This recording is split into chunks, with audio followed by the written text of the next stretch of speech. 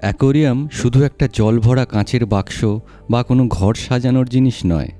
এটা হলো নিজের ভেতরের অস্থিরতাকে একটু শান্ত করার একটা জায়গা।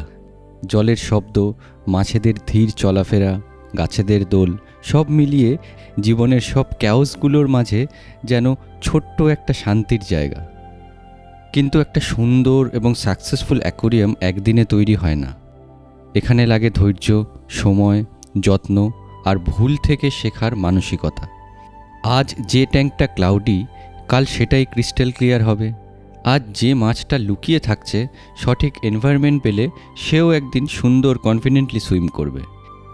এই অ্যাকোয়ারিয়াম হবি আমাদের শেখায় জীবনের ভালো জিনিসগুলো কখনোই তাড়াহুড়োয় তৈরি হয় না।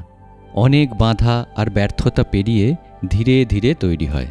এই ধৈর্য আর পরিশ্রমই এনে দেয় আসল সৌন্দর্য। তাই শুধু একটা কাঁচের বাক্সের মধ্যে গাছ বা মাছ পালন নয়, একটা অ্যাকোয়ারিয়াম আসলে পেশেন্স, রেসপন্সিবিলিটি আর ইনার পিস, অর্থাৎ এক অদ্ভুত মানসিক শান্তির জায়গা, যেটা একজন সত্যিকারের অ্যাকোয়ারিয়াম হবিস্ট ছাড়া এই জগতে আর কারুর পক্ষে বোঝা সম্ভব নয়।